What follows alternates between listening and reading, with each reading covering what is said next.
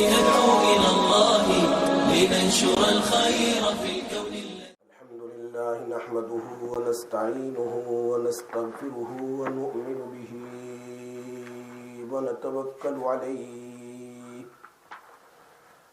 ونعوذ بالله من شرور أنفسنا ومن سيئات أعمالنا من يهد الله فلا مضل له ومن يضلله فلا هادي له ونشهد أن لا إله إلا الله وحده لا شريك له ونشهد أن سيدنا ونبينا وحبيبنا وشفيعنا وسندنا ومولانا محمدا عبده ورسوله. أما بعد، باب تحريم النياحة على الميت ولطم الخد وشك الجيب ونتف الشعر وحلقه والدعاء بالويل والثبور. وعن عمر بن الخطاب رضي الله تعالى عنه قال قال النبي صلى الله عليه وسلم الميت يعذب في قبره بما نيح عليه أو كما قال رسول الله صلى الله عليه وسلم وفي رواية ما نيح عليه رواه البخاري ومسلم. صدق اللہ العظیم.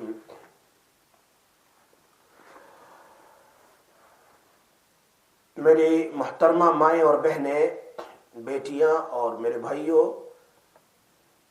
امام نووی رحمۃ اللہ علیہ نے ریاض الصالحین میں آج کے اس باب میں جو بات بیان کی ہے، تحریم النیاحۃ علی المیت،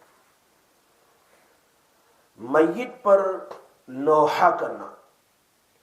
میت پر گھر میں کسی کا انتقال ہو جائے تو اس پر نوحہ کرنا، یعنی زور زور سے رونا اور اپنے چیخ اور رخسار کو پیٹنا، مارنا،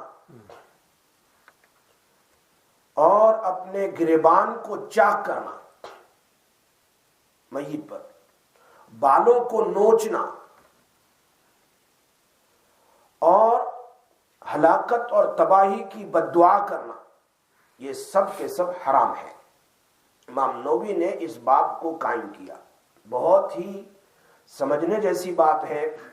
عام طور پر جب گھر میں کسی کا انتقال ہوتا ہے تو جہالت کی وجہ سے یہ سارے کام گھر والے کر لیتے ہیں اور پتہ نہیں چلتا کہ میرے اس کرنے سے کیا مجھ پر کوئی گناہ ہے یا میت کو کوئی تکلیف ہوگی، کیا ہوگا.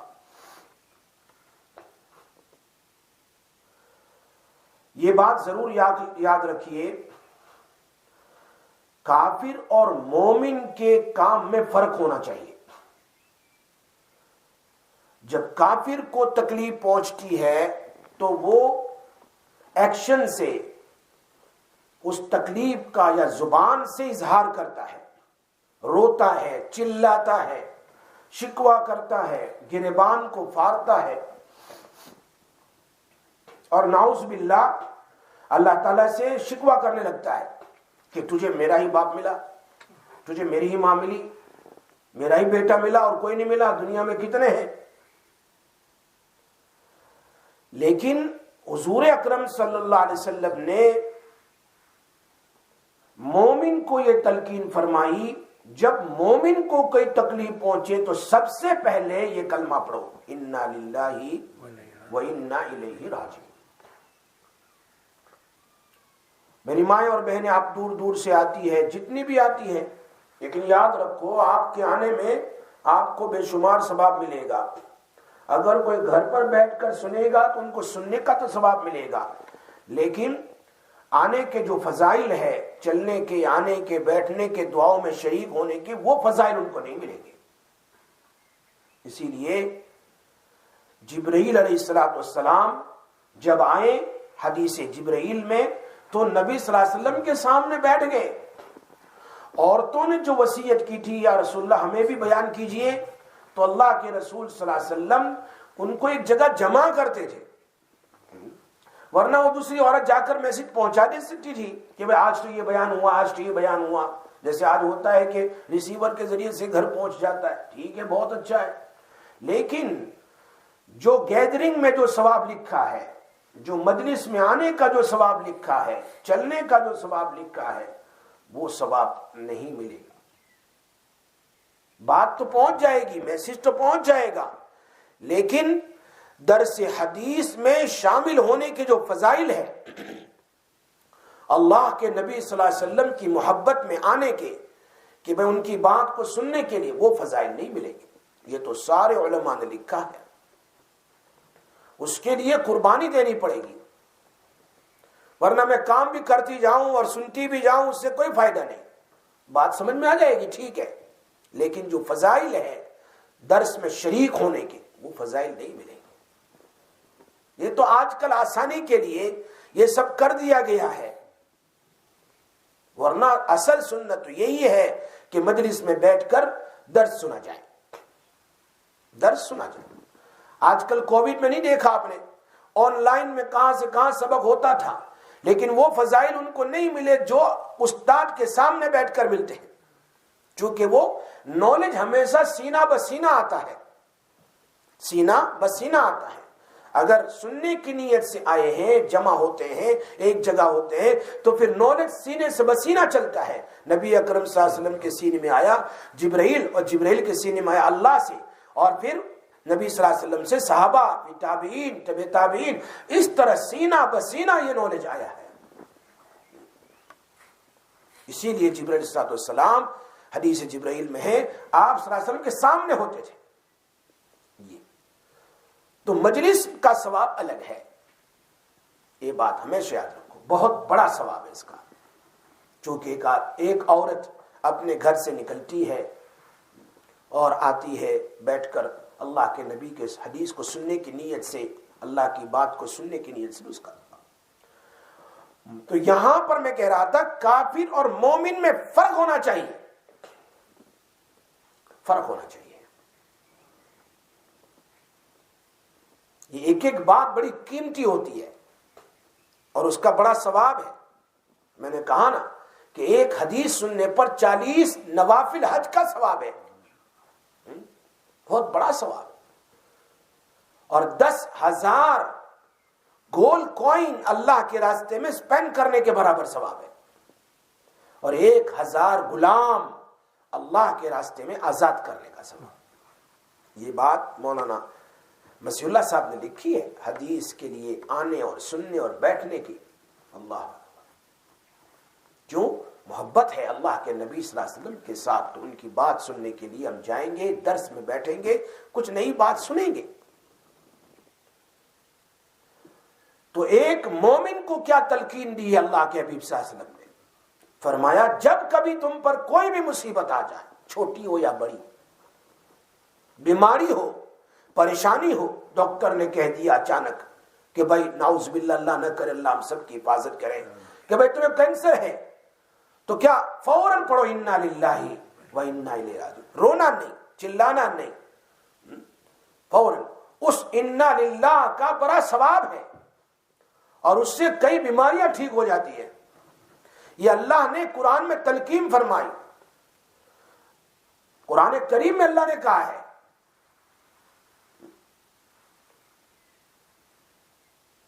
قرآن کریم کے 2 پارے میں 30 رکوع میں اللہ نے کہا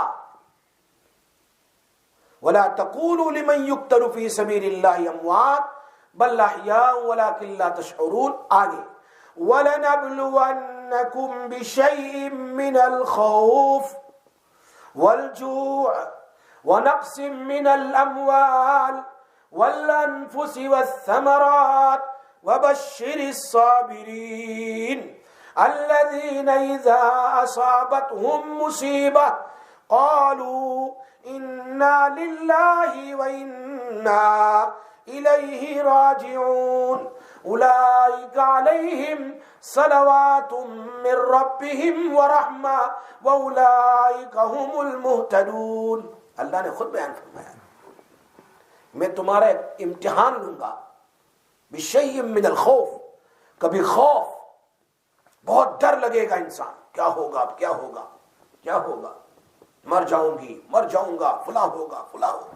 خوف، من الخوف والجوع. کبھی ڈراؤٹ ہے، قحط سالی ہے، بارش نہیں ہے، اس سے کبھی میں ڈراؤٹ دے کر، قحط سالی دے کر، بھوک دے کر، ہنگر دے کر میں تمہارا امتحان لوں گا کہ تم. اس لیے کہ مومن چھوڑے نہیں جائیں گے، مومن کے ایمان کا امتحان ہوگا. یہ اللہ نے قرآن میں کہا ہے، الف لام میم. الف سے اللہ، لام سے رسول اللہ، میم سے، لام سے جبرائیل، میم سے محمد صلی اللہ علیہ وسلم. اللہ جبرائیل کے واسطے سے محمد صلی اللہ علیہ وسلم سے کہہ رہے ہیں، احسب الناس ان يتركوا ان يقولوا آمنا وهم لا يفتنون.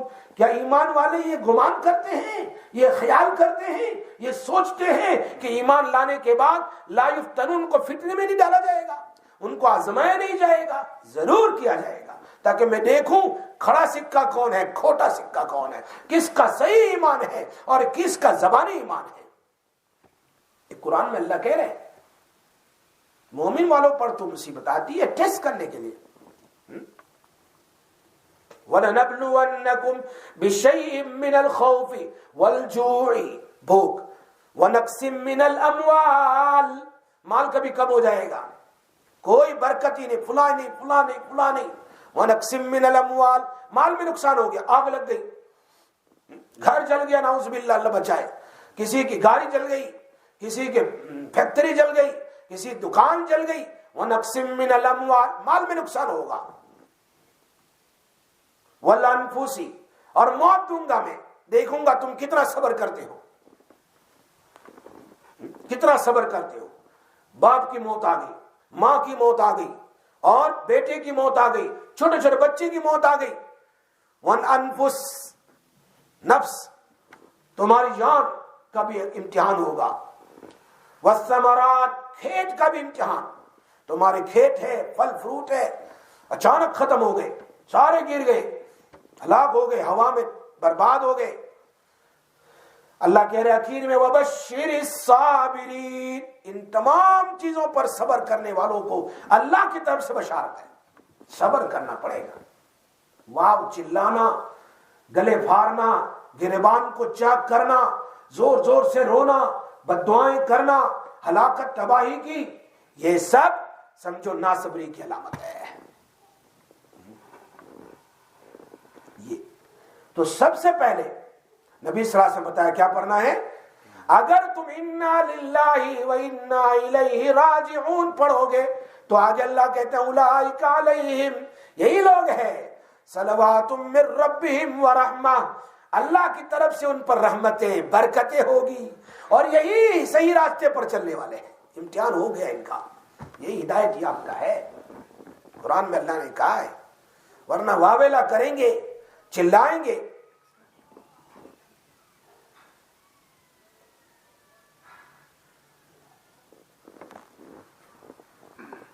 تو یہ جو ہے آج کے سبق میں جو ہے وہ بات بیان کی جا رہی ہے کہ اگر مصیبت آئے تو مصیبت کے وقت میں انسان کو کیا کرنا چاہیے، پریشانی کے وقت میں انسان کو کیا کرنا چاہیے.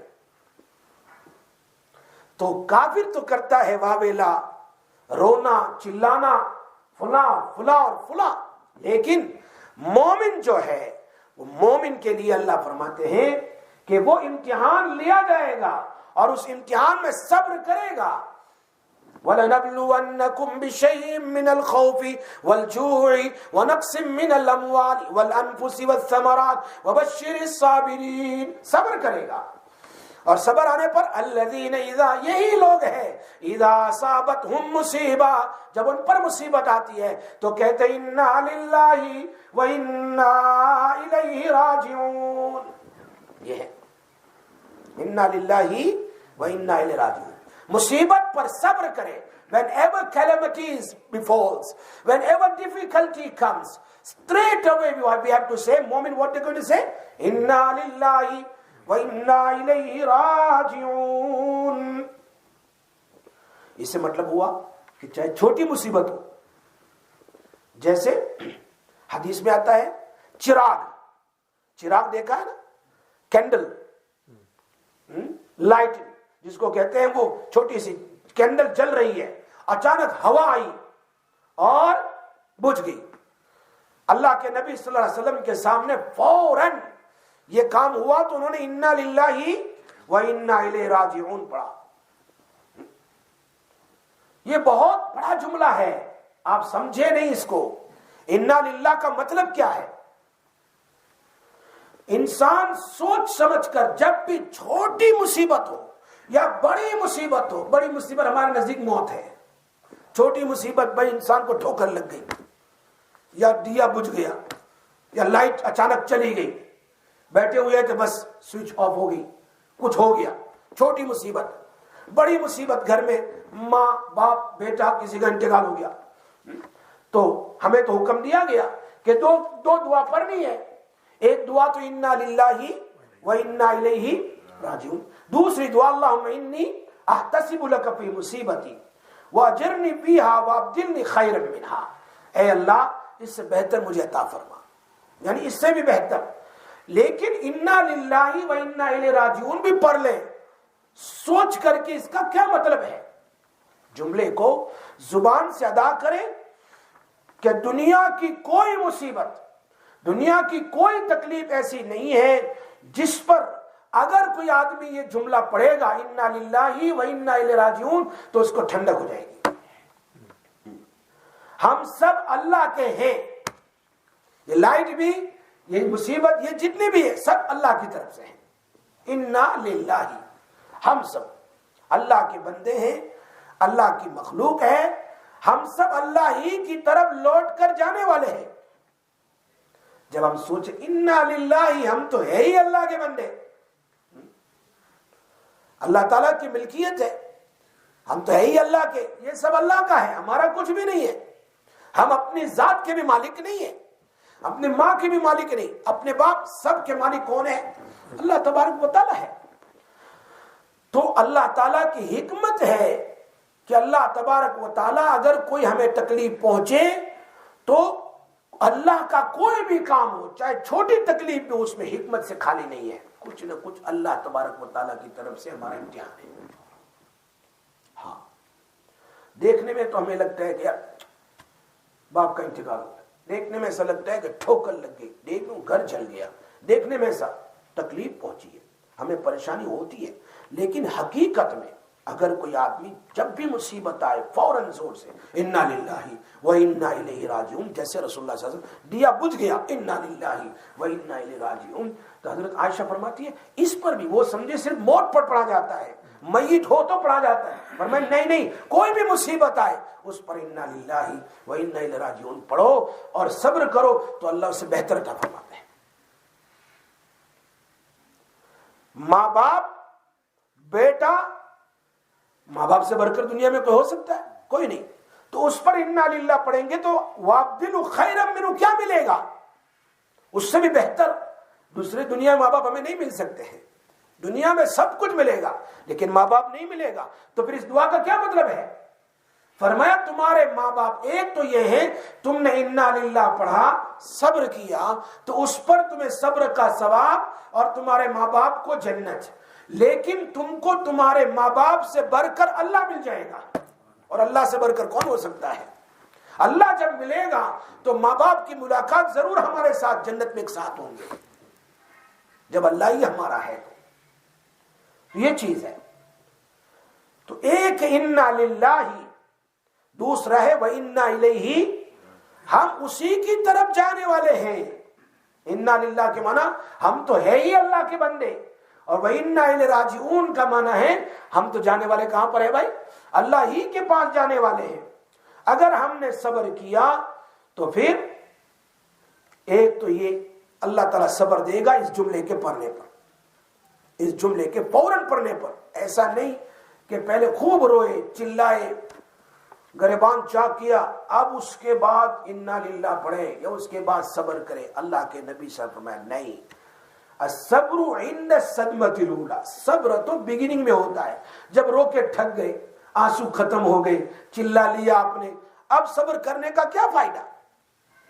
یہ اور اس کے بعد نبی صلی اللہ علیہ وسلم نے دعا اور بیان فرمائی کہ اگر یاد ہو سکے آپ لوگوں کو تو یہ دعا بھی کم سے کم اردو میں کہہ لے یا پھر عربی میں کہہ لے، اللہم انی احتسب لک فی مصیبتی، اے اللہ یہ جو مجھ پر مصیبت آئی ہے، یہ تکلیف جو مجھے پہنچی ہے، آپ کی رحمت سے مجھے امید ہے کہ آپ اس مصیبت کے عوض میں مجھے بہتر آخرت میں ثواب عطا فرمائیں گے۔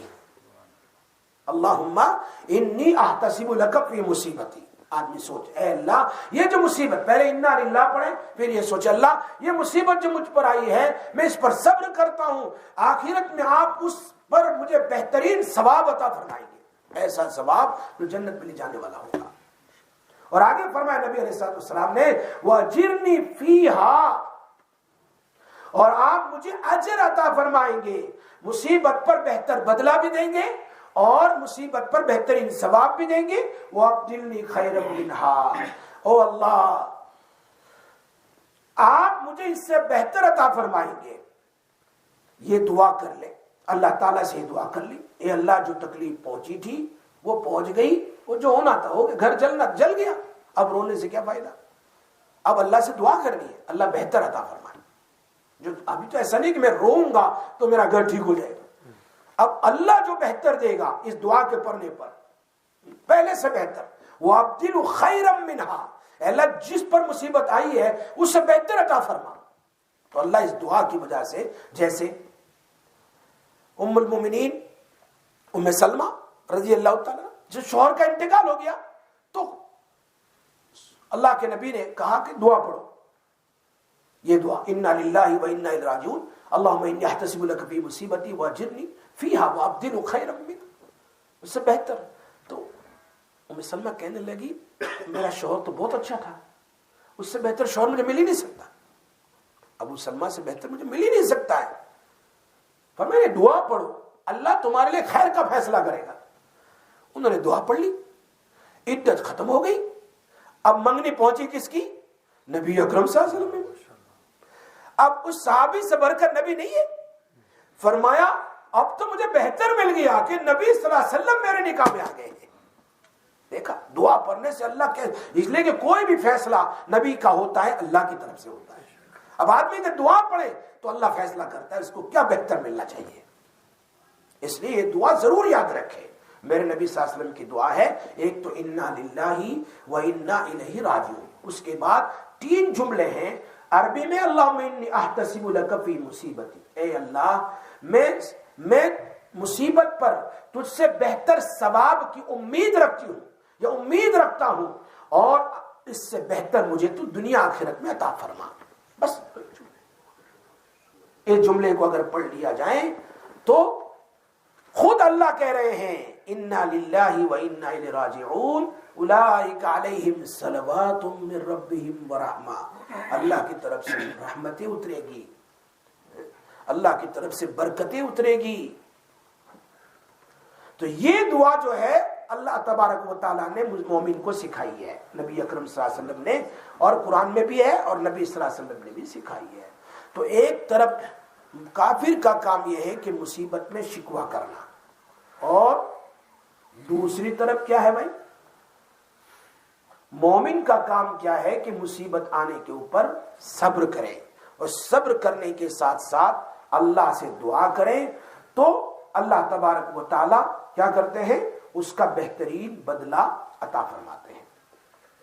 حضرت مفتی شفیع صاحب رحمۃ اللہ علیہ ایک مرتبہ بہت ان کو تکلیف تھی، بہت پریشان تھے، یعنی دل کا دورہ بھی ہو گیا، دوسری طرف بواسیر کی بیماری، تیسری طرف پورے بدن میں پمپلز نکلے، اور 3 چیزیں تھی، ایک دم ہارٹ اٹیک ہو گیا، دوسری طرف بواسیر ہو گئے، اتنا خون گرتا تھا، کیونکہ عام طور پر بیٹھے بیٹھے مطالعہ کرنے سے وہ کیا ہوتا ہے، وہ بواسیر کی بیماری لگ جاتی ہے، آدمی چلتا پھرتا نہیں ہوتا ہے۔ نمبر 3 پورے بدن میں پھوڑے پھنسیاں نکل گئی، تو ڈاکٹروں کا کہنا تھا کہ یہ پھنسیاں ایسی ہے جیسے بدن میں کسی نے آگ لگا دی ہو، ایسی پھنسیاں تھی آگ کی طرح، اور پھر ایسی بیماری میں بیٹے کا انتقال ہو گیا، جوان بیٹے کا، مفتی شفیع صاحب کے ایک بیٹے کا، مفتی تقی صاحب کے بھائی کا انتقال ہو گیا، اور بیماری کی وجہ سے بیٹے کے جنازے میں جا نہیں سکنا، کتنی پریشانی ہے۔ اس بیماری اور پریشانی میں حضرت نے کہا یا اللہ رحم فرما، یا اللہ رحم فرما، یا اللہ رحم فرما۔ پھر تھوڑی دیر کے بعد فرمانے لگے، میں نے پھر یہ جملہ زبان سے نکال دیا، یا اللہ رحم فرما۔ یعنی یہ مطلب نہیں، حضرت فرماتے ہیں کہ پہلے اللہ کا رحم نہیں تھا اب رحم فرما، یہ مطلب نہیں۔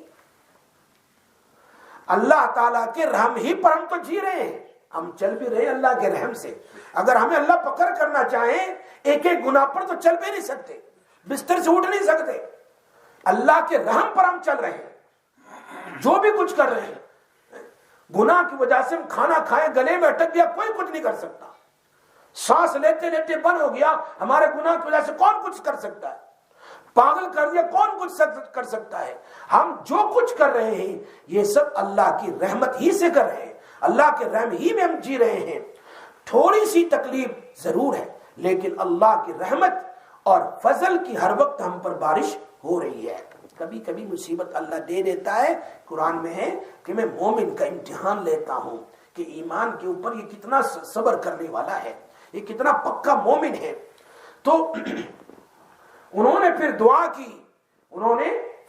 کی کہ حضرت اللہ تعالیٰ سے دعا کی، یا اللہ میرے اس بیماریوں کو، اس تکلیف کی نعمت کو راحت کی نعمت سے بدل دیجئے۔ تکلیف کی نعمت کو، تکلیف بھی نعمت ہے اللہ تعالیٰ کی طرف سے، تکلیف کی نعمت کو راحت، اس لیے کہ تکلیف میں گناہ معاف ہو جاتے ہیں، آدمی کو ٹھوکر بھی لگے نا تو پچھلے گناہ معاف ہو جاتے ہیں۔ میں نے ادھر چابی رکھی اور میں ادھر تلاش کرتا ہوں، یہ چابی کہیں رکھ دی، مجھے مل نہیں رہی، ادھر دوسرے میں کہیں، یہاں کوئی چیز میں تلاش کر رہا ہوں مل نہیں رہی، فون میرا تلاش کر رہا ہوں، یہ بھی تکلیف ہے، اس پر بھی ثواب ہے، اس پر بھی گناہ معاف ہے۔ مومن کے لیے تو ہر چیز پر گناہ معاف ہے، چھوٹی چھوٹی تکلیف کے اوپر۔ یہ ساری حدیثیں لکھی ہوئی ہے کہ مومن کے لیے ہر تکلیف گناہ کا سبب ہے، گناہ کی معافی کا سبب ہے، اللہ تعالیٰ معاف کر دیتا ہے۔ تو انہوں نے یوں دعا کی، اللہ اس تکلیف کی نعمت کو راحت کی نعمت سے بدل دیجئے، یہ تکلیف بھی حقیقت میں اللہ کی نعمت ہے۔ تو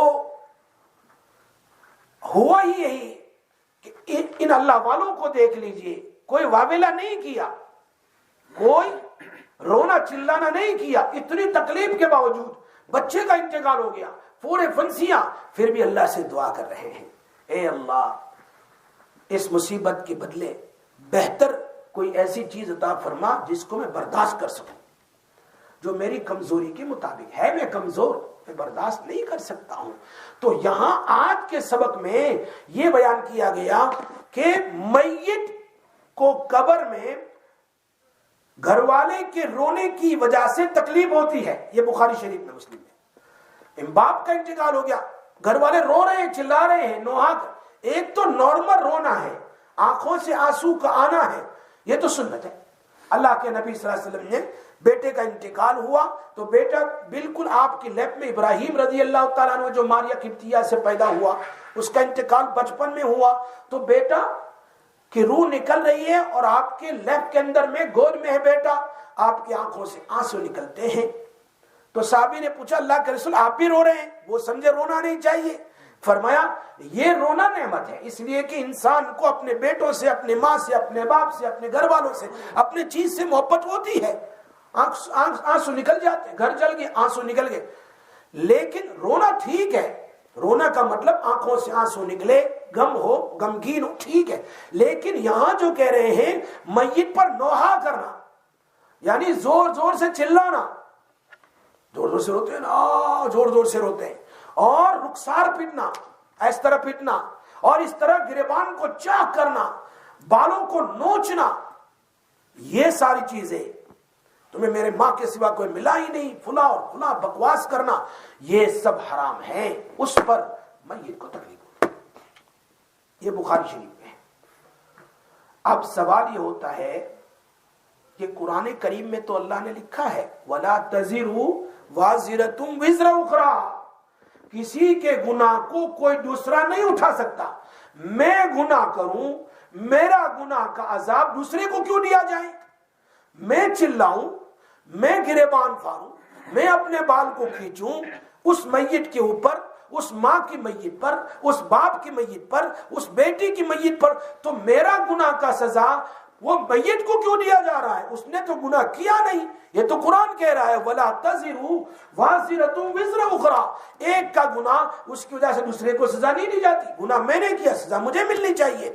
मैयत को क्यों तकलीफ हो रही है? जबकि बुखारी शरीफ, मुस्लिम शरीफ में है रोने वालों की वजह से मैयत को तकलीफ होती है। मेरी बात समझ में आ रही? मेरा सवाल समझ में आ रहा है? तो कुरान में तो ये है एक का गुनाह दूसरे पर नहीं डाला जाता, एक की सजा, एक के गुनाह की सजा दूसरे को नहीं दी जाती है। और हदीस में है कि नहीं, एक की सजा दूसरे को दी जाती है। ये रोया है, चिल्लाया है, तो उसकी सजा मैयत को मिलेगी।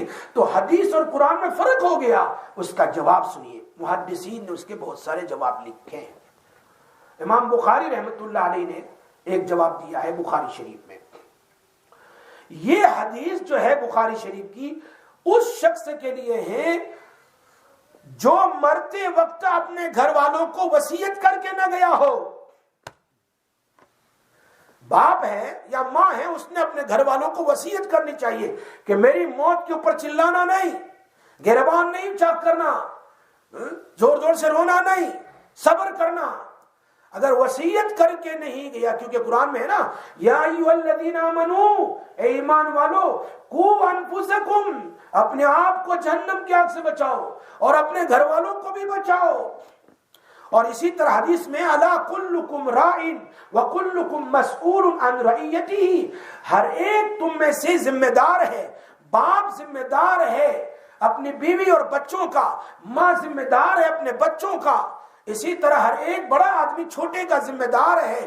तो हर एक को उसके रियाया के बारे में पूछा जाएगा। ये चिल्ला रहे थे, क्या तुमने इनको वसीयत की थी कि नहीं की थी? ये गिरबान चाक कर रहे थे। तो जवाब शायद समझ में आ गया होगा कि मरते वक्त अगर बड़े आदमी ने, बाप ने या माँ ने अपने घर वालों को वसीयत न की हो, जबकि उसको पता है कि ये चिल्लाएंगे, ये मेरे मरने पर रोएंगे बड़े जोर जोर से, और ये बड़े चिल्लाएंगे, गिरबान चाक करेंगे, फुला और फुला सब जोर जोर से रोएंगे बैठकर, अगर पता है फिर भी उसने वसीयत रिक्वेस्ट नहीं की है, तो ऐसी सूरत में इन सब के रोने का अजाब कब्र में मैयत को होगा। मेरी बात समझ में आ रही है? बात समझ में आ रही है? तो कुरान और हदीस में मैं आपको एक साथ कर रहा हूं। वैसे किसी की सजा दूसरे को नहीं दी जाएगी, लेकिन उसको पता है कि मेरे घर वाले चिल्लाएंगे, जोर जोर से रोएंगे या गिरबान चाक करेंगे, तो उसको चाहिए था कि अपने घर वालों को पहले से वसीयत करता, भाई जो मरी जाऊं तो रड़ता ना, यानी चिल्लाता ना। मैं अगर मर जाऊं तो जोर जोर से चिल्लाना नहीं, गिरबान चाक करना नहीं, ओ मेरे बाप क्या फुला फुला फुला, ओ अबू और उम्मी, ऐसा नहीं करना है। रोना आंख से ठीक है, लेकिन चिल्लाना नहीं, वरना फिर मुझे अजाब होगा। मैं तुमको वसीयत, अगर वसीयत करके गया है फिर ये लोग रो रहे हैं, तो उसकी सजा उनको मिलेगी, कब्र में नहीं होगा। आगे बात समझे? तो ये हदीस पर भी अमल हो जाएगा और कुरान की आयत पर भी अमल हो जाएगा। दूसरा जवाब, इमाम नववी रहमतुल्लाह अलैह ने दूसरा जवाब दिया इस हदीस के तहत में। उन्होंने कहा है कि अगर कोई आदमी मरते वक्त वसीयत करके गया कि मेरी मौत हो जाए तो तुम रोना, क्या करना भाई? रोना। वसीयत की उसने, ताकि लोगों को पता चले कि तुम लोग मुझसे कितने मोहब्बत करते हो। पहले जमाने में मरते वक्त रोने वालियों को बुलाने की वसीयत करते थे, स्पेशल रोने वालियां बुलाई जाती थी, और वो ऐसा रोना रोती थी, एक आंसू नहीं, सिर्फ रोना ही रोना है, और पिटना ही पिटना है अपने छाती को और अपने चेहरे को और अपने सर को, पिटना ही पिटना है इस तरह, और पिटना ही पिटना है। जैसे हिंदुओं में होता है, उसको हमारे यहाँ राजिया खोटना बोलते हैं, ऐसे मारते हैं मरने वाले के बाद। तो ये क्या मरने वाले पर है, इस तरह पीटते हैं अपने आप। ये बाज मर्तबा रोने की वसीयत करना, या यूं कहना कि मेरे मरने पर रोने वालियों को बुलाना और रुलाना, और वो जोर जोर से रोती है, उस वक्त मुर्दे को कब्र में इन सब का अजाब होगा, वरना नहीं। وصیت نہیں کی ہے تو نہیں. دوسرا جواب. تیسرا جواب,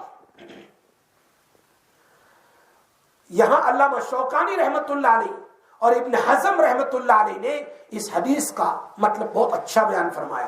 فرمایا میت کو رونے والوں کی وجہ سے عذاب نہیں ہوتا, بلکہ صرف عذاب اس لیے ہوتا ہے روتے وقت جو کلمات رونے والے غلط بولتے ہیں, رونے کی وجہ سے نہیں, وہ جو بول رہے ہیں نا, اللہ میرے باپ کو تیرے سوا کوئی ملا ہی نہیں,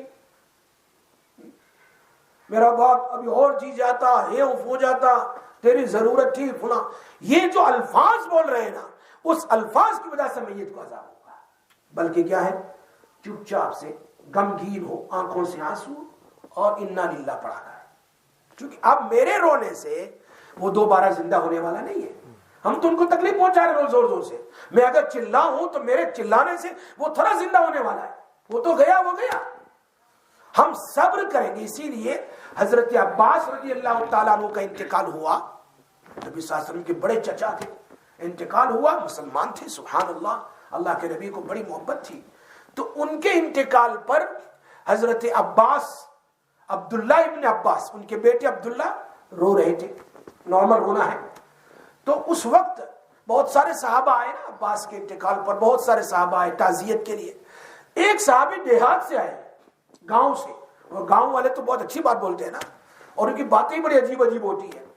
وہ گاؤں والے صحابی آئے اور آنے کے بعد ایسا سینٹنس کہا کہ وہ عبداللہ ابن عباس کو تسلی ہو گئی. وہ کیا سینٹنس تھا؟ کہا تم جو رو رہے ہو, تمہارے رونے کی وجہ سے تم اپنے باپ کو کوئی بہتر بدلہ نہیں دے سکتے.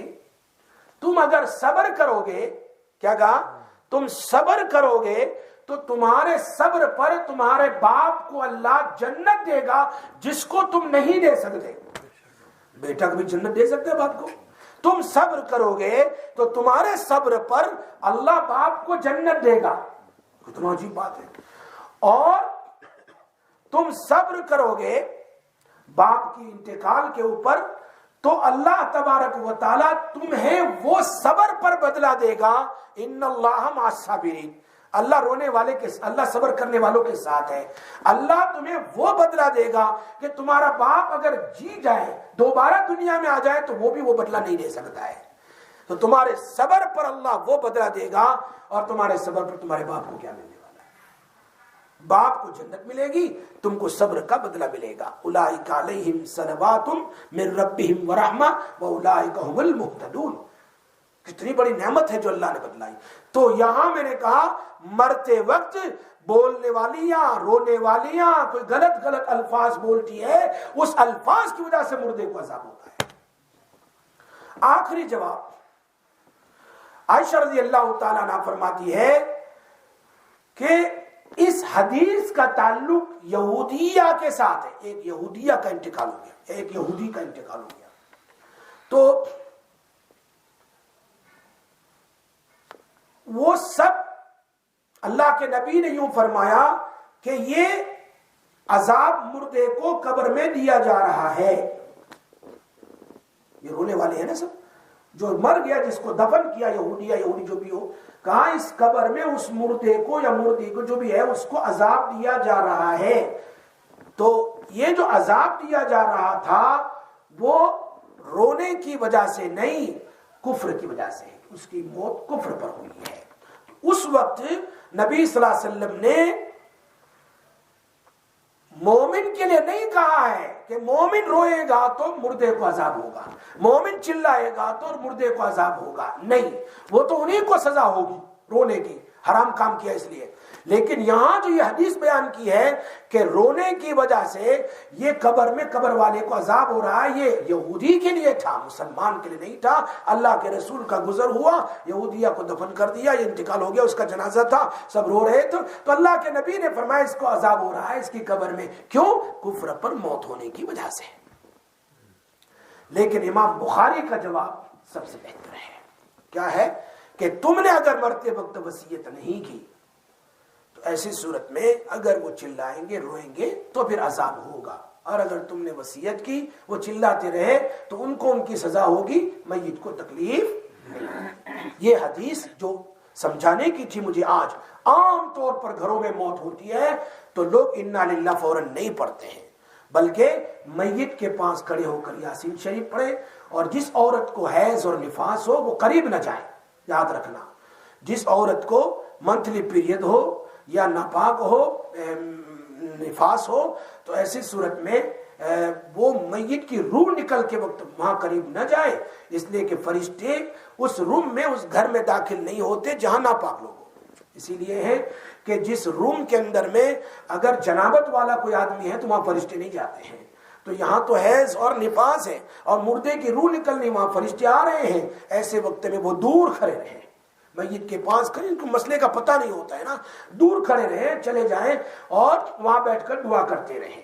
قریب میں وہ کھڑے ہو، زیادہ تر مرد کھڑے ہو جائیں، مرد نہیں تو کوئی پاک عورت ہو، گھر کی بیٹی جو پاک ہو، وہ کھڑے ہو کر یاسین شریف پڑھے، یا لقنوا موتاکم بکلمۃ لا الہ الا اللہ، آہستہ آہستہ لا الہ الا اللہ اتنے زور سے کہ اس کے کان کے پاس آواز پہنچ جائے۔ ایسے پرونی پاپا کلمہ پرونی کیا، وہ don't say that, you must read کلمہ، نو۔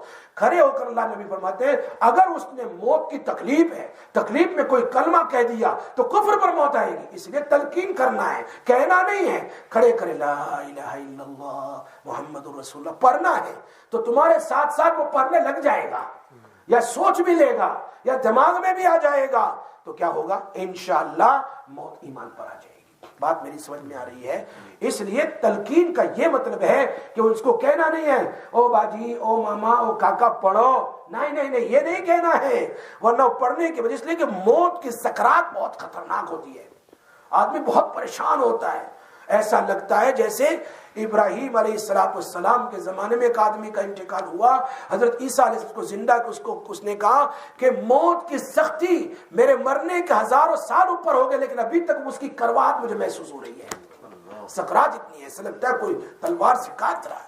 ایسے وقت میں اگر آرام سے روح نکل جائے، وہاں کھڑے کھڑے یاسین شریف پڑھو، جیسے حدیث میں آتا ہے یاسین شریف پڑھتے رہو اتنے زور سے کہ اس کے کان کے پاس آواز۔ یاسین شریف کے پڑھنے سے روح آسانی سے فرشتہ نکال لیتا ہے، اور کلمے کی تلقین بھی کی جاتی ہے تاکہ وہ پڑھتے مرنے والا کلمہ پڑھ کر چلا جائے۔ اور یہ بات بھی یاد رکھو، چلو ابھی وقت نہیں، وقت ختم ہو گیا، ورنہ سمجھاتا کہ مرتے وقت کلمے کی تلقین کیوں کی جاتی ہے، یہ تو مومن ہے، کلمہ تو اس کو پڑھایا جاتا ہے جو کافر ہو، اور سکرات میں تو ایمان قبول نہیں ہوتا ہے، یہاں تو مومن ہی ہے، 40 50 60 سال تک یہ مومن رہا، یہ نمازیں پڑھتا رہا، کلمہ پڑھتا رہا روز، پھر مرتے وقت اس کو کیوں کلمہ پڑھایا جا رہا ہے؟ اس لیے یہ کلمہ ایمان نہیں، کلمہ توحید نہیں، وہ تو اس نے پڑھا ہوا ہے، وہ تو مومن ہے۔ یہاں اللہ چاہتے ہیں کہ مرتے وقت کلمۃ الذکر کہتا ہوا، یعنی لا الہ الا اللہ پڑھ کر ذکر کرتا ہوا میرے پاس آ جائے، تو اس ذکر پر میں اس کو جنت دے دوں گا۔ ورنہ پھر اگر کلمہ توحید ہو تو وہ تو مومن تھا، اور مرتے وقت تو ایمان قبول نہیں ہوتا ہے، پھر کون سا کلمہ پڑھایا جاتا ہے؟ تو پھر تو اگر اس نے نہیں پڑھا تو کفر پر موت آ گئی۔ فرمایا کلمۃ توحید نہیں، وہ تو پڑھ لیا اس نے بچپن سے ہی، یہ کلمۃ ذکر ہے۔ اسی لیے کووڈ میں نہیں دیکھا 3 مہینے 4 مہینے 2 مہینے آئی سی یو میں رہے اور وہی انتقال ہو گیا، وہ تم کہاں تلقین کی تم نے؟ تو وہ تو بغیر کلمے کے چلا گیا؟ نہیں، وہ کلمہ مومن ہی تھا، کلمے کے ساتھ ہی گیا ہے، لیکن کلمہ ذکر اس کا چھوٹ گیا، مرتے وقت جو کلمہ ذکر تلقین ہے وہ چھوٹ گیا، اور کلمہ ذکر مستحب ہے، فرض واجب نہیں ہے، لیکن اللہ اس پر بھی جنت دے دیتا ہے، تو یہ تو ضرور جنت میں جائے گا، اس لیے کہ وہ مومن تھا۔ کتنی تسلی ہو جاتی ہے، ورنہ کہ میرے باپ کا اسی میں وہیں سے مر گیا، ہم کو تو قریب میں بھی جانے نہیں دیا، تو اس کا جواب یہ ہے یہاں کلمۃ الذکر چھوٹ گیا، کلمہ تو اس کے پاس ہے، اس کی موت تو ایمان ہی پر آئی ہے، لیکن کلمۃ الذکر جو مستحب ہے فرض نہیں وہ چھوٹ گیا ہے، اور اس پر وہ دنیا سے چلا گیا، لیکن پھر بھی اس بیماری پر اللہ اس کو جنت عطا فرما دیں گے۔